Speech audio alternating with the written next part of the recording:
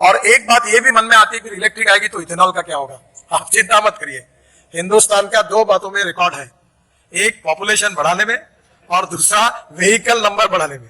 Vehicle population और जनसंख्या दोनों बढ़ाने में हिंदुस्तान की जनता का विक्रम हर समय वर्ल्ड में पहले नंबर पर रहने वाला है। आप चिंता मत करो। मैंने अभी ये डिक्लेयर किया है कि आने वाले साल 1.5 साल के अंदर पेट्रोलियम कार की कीमत जो है उसी कार में इलेक्ट्रिक कार मिलेगी, ये मैंने विश्वास के साथ बताया। अब लगभग वो स्थिति आई है। अगर फैक्ट्री को लग रहा कोई सरकार आएगी, हमारी ताकत नहीं है, हम सब्सिडी देना चाहते तो भी दे नहीं पाएंगे। और जब 32 रुपए किलो आपका मिनिमम रेट होगा और इंटरनेशनल प्राइस 25 रुपए होगी, तब आपके सरप्लस शुगर का क्या करोगे? गोडाउन में रखोगे, बैंक का ब्याज भरोगे, साल भर भरते भरते ब्याज में लॉस हो जाएगा और दिवाला पिटने की स्थिति में आएगा। ये मैं बहुत गंभीरता से आपको बता रहा हूँ। जो हमारे दिल्ली में फाइटर जेट उड़े थे, उन सब ने 100% बायो इथेनॉल यूज किया था। और चीफ एयरफोर्स के जो चीफ है उनसे साथ और डिफेंस फोर्सेस के साथ भी लगातार मेरा कम्युनिकेशन हो रहा है। और जल्दी ही एविएशन में, एयरफोर्स में इथेनॉल का खप बढ़ाने के बारे में हम लोग गंभीरता से सोच रहे हैं। अभी हमने इतने रोड के काम किए कि इनके मैन्युफैक्चरिंग में 80% राइज हुआ है। तो मैंने उनको सबको बुलाया कि डीजल वाला धंधा बंद करो। ऑटो रिक्शा भी देने के लिए वो तैयार है। वही बात आती है कि वो बोलते हैं पहले पंप चाहिए, पंप वाले बोलते हैं पहले गाड़ी चाहिए।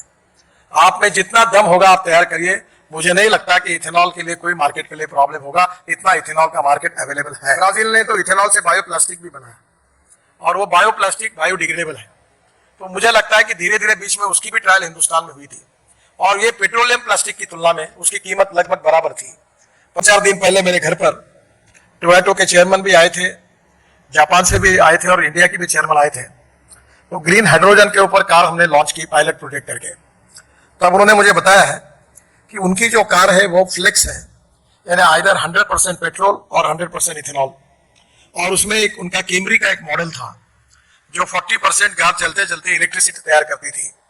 तो आने वाले टोयोटो की कारें ऐसी होगी जो फ्लेक्स इंजन पर होगी, जो हाइब्रिड इलेक्ट्रिसिटी पे होगी।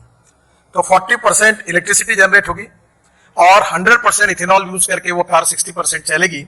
तो उसका इकोनॉमिक्स आप समझ लीजिए कि पेट्रोल की तुलना में कितना एडवांटेजेस है। हीरो ने भी तैयार की है, उस दिन मेरे घर पर आए थे, उन्होंने भी तैयार की है। तो स्कूटर्स जो है, स्कूटर और मोटरसाइकिल, ये फ्लेक्स इंजन पर अवेलेबल है। ऑटो रिक्शा भी देने के लिए वो तैयार है। वही बात आती है कि वो बोलते हैं पहले पंप चाहिए, पंप वाले बोलते हैं पहले गाड़ी चाहिए। तो मुझे लगता है इसी में पहली बार आज ऑटो रिक्शा भी अवेलेबल हो सकती है, स्कूटर्स भी अवेलेबल हो सकती है और कार भी अवेलेबल हो सकती है। तो मेरा सबसे पहले अनुरोध शुगर फैक्ट्रीज वाले जो है जिनको इथेनॉल मैन्युफैक्चरिंग करते हैं, उनसे मेरा अनुरोध है कि वो अपने कारखाने पर और अपने एरिया में इथेनॉल के पंप तुरंत खोले। और इथेनॉल के पंप खोलने के बाद अगर वो स्कूटर, ऑटो रिक्शा और कार 100% इथेनॉल पर चालू होगी तो इथेनॉल का कंजम्पशन आप ही कर सकेंगे। तो एक बहुत बड़े प्रमाण में इथेनॉल पेट्रोल के अल्टरनेटिव के रूप में सेल होगा। और आने वाले 5 साल में जब फ्लेक्स इंजन तैयार होंगे और इथेनॉल की टोटल रिक्वायरमेंट 4000 करोड़ लीटर होगी, और जब हम लोग सब ताकत लगा के केवल 465 करोड़ लीटर पर है, तो आने वाले समय में इथेनॉल लेंगे नहीं लेंगे इस प्रकार की चर्चाएं काफी बार होती है। ये अप्रस्तुत है। आप में जितना दम होगा आप तैयार करिए। मुझे नहीं लगता कि इथेनॉल के लिए कोई मार्केट के लिए प्रॉब्लम होगा, इतना इथेनॉल का मार्केट अवेलेबल है। और सबसे इंपॉर्टेंट चीज है कि अगर आप इथेनॉल पर कन्वर्ट नहीं हुए, अगर शुगर बनाते रहोगे, तो फिर से एक बार 2 साल के बाद 25 रुपए किलो भाव आएगा और फिर आपकी हालत बहुत खराब हो जाएगी। लॉस मेकिंग हो जाएगा जो पुराने दिनों में वापस जाओगे। क्योंकि हिंदुस्तान की सबसे बड़ी समस्या यह है कि शुगर सरप्लस, कॉर्न सरप्लस, गेहूं सरप्लस और राइस सरप्लस।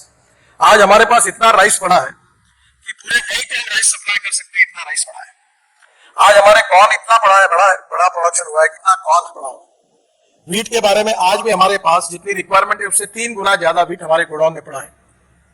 और शुगर केन का प्रोडक्शन हमने कितना ही किसानों को समझाया कि कम लगाओ, तो भी कोई सुनने के लिए तैयार नहीं है।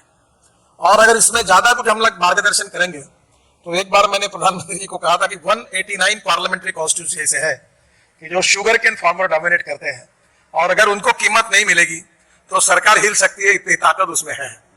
और इसलिए आप कम से कम शुगर प्रोडक्शन को बढ़ाने के मोह को अगर नहीं रोकेंगे तो आने वाले दिन बहुत और खराब हो सकते हैं। इसलिए शुगर को, प्रोडक्शन को कम करना और इथेनॉल को बढ़ाना, यही हमारे भविष्य के लिए अच्छा है।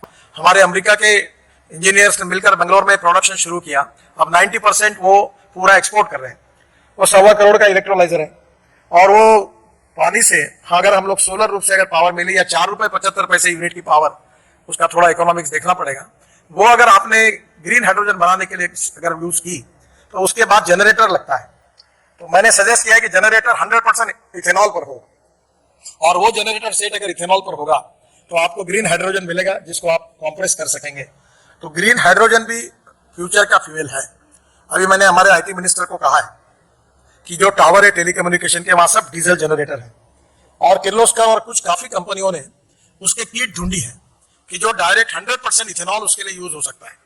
अब कर्नाटक, तमिलनाडु, महाराष्ट्र, विशेष रूप से और उत्तर प्रदेश, यहाँ बड़े प्रमाण पर इथेनॉल अवेलेबल है, और ये इथेनॉल अगर इस जनरेटर सेट के लिए यूज किया जाएगा तो इथेनॉल के जनरेटर से भी काफी बड़े प्रमाण पर इथेनॉल की, जो कंस्ट्रक्शन इक्विपमेंट वाली मशीनरी है, जो मेरे डिपार्टमेंट में काफी लोगों का उसी के साथ संबंध है, और अभी हमने इतने रोड के काम किए कि इनकी मैन्युफैक्चरिंग में 80% राइज हुआ है।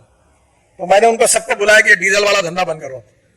अगर इसको हम अभी बहुत से कंपनियों ने, अब जेसीबी ने एक हाइब्रिड जेसीबी बनाया जो सीएनजी पर था और डीजल पर था, तो उनको रशिया से काफी बड़ा ऑर्डर मिला है।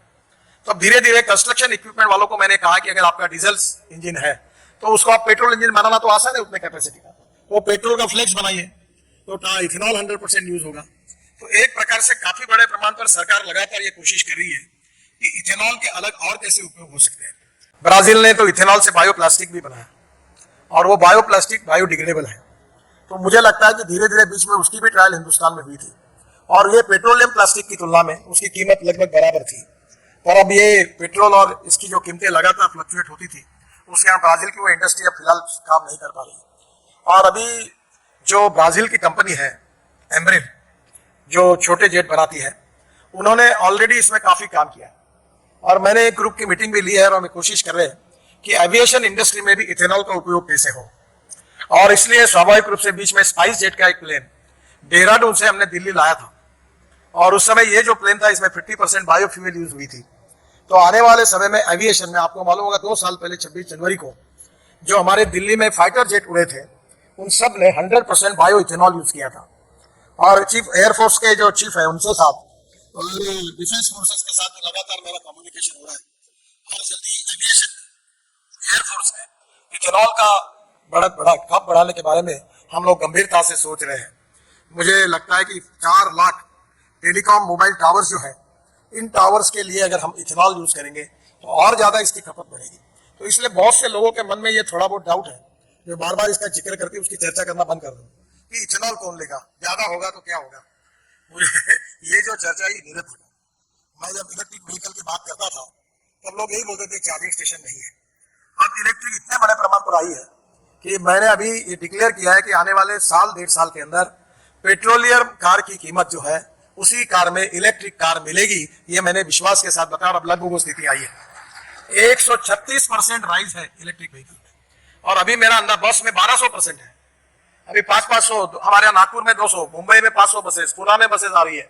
अब सब जगह इलेक्ट्रिक बसेस आ रही है, लग्जरी बसेस आ रही है, और इसलिए आने वाले समय में हमें किसी भी प्रकार से इंपोर्ट को कम करना होगा।